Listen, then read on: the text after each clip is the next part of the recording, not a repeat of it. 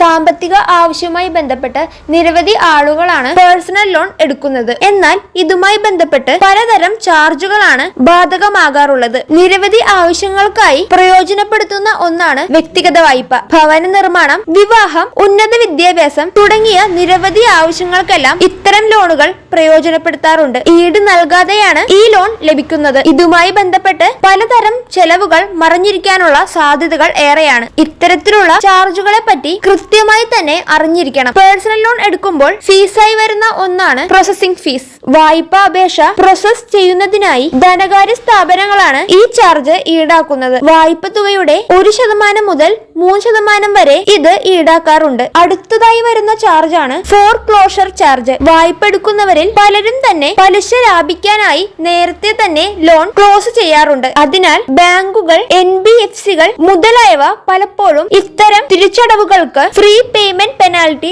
ഈടാക്കാറുണ്ട്. പൊതുവെ ലോൺ തുകയുടെ 2 മുതൽ 5% വരെയാണ് ഇത്തരത്തിൽ ബാധിക്കുക. അടുത്തതായി വരുന്നതാണ് ലോൺ പേയ്മെന്റ് ഫീസ്. ഒരു EMI തിരിച്ചടവ് മുടങ്ങിയാൽ ലേറ്റ് പേയ്മെന്റ് പെനാൽറ്റി നൽകേണ്ടി വരും. പൊതുവെ ഇത് 500 രൂപ മുതൽ 1500 രൂപ വരെയാണ്. ഓവർ ഡ്യൂ ആയ തുകയുടെ 2 മുതൽ 3% ആണ് ഇത്തരത്തിൽ ഈടാക്കാറുള്ളത്. അടുത്തതായി വരുന്നതാണ് GST. മിക്ക ലോൺ അനുബന്ധ ചാർജുകളിലും 18% GST വരാറുള്ളത്. പ്രോസസിംഗ് ഫീ, പ്രീപേയ്മെന്റ് ചാർജുകൾക്കാണ് ഇത്തരത്തിലുള്ള നികുതി ബാധകമാകാറുള്ളത്. അടുത്ത ഫീസാണ് ഇൻഷുറൻസ് ഫീസ്. EMI പേയ്മെന്റുകൾ കവർ ചെയ്യാനായി ധനകാര്യ സ്ഥാപനങ്ങൾ ലോൺ പ്രൊട്ടക്ഷൻ ഇൻഷുറൻസ് ഓഫറുകൾ നൽകാറുണ്ട്. തൊഴിൽ നഷ്ടം, അംഗവൈകല്യം, മരണം തുടങ്ങിയ സാഹചര്യങ്ങൾക്കെതിരെയുള്ള സംരക്ഷണം എന്ന നിലയിലാണ് ഇത് നടപ്പിലാക്കുന്നത്. അതിനായി 5000 രൂപ മുതൽ 15000 രൂപ വരെയോ അതിലധികമോ പ്രീമിയം തുക നൽകേണ്ടതായി വരുന്നു. ഈ തുക ആദ്യം നൽകുകയോ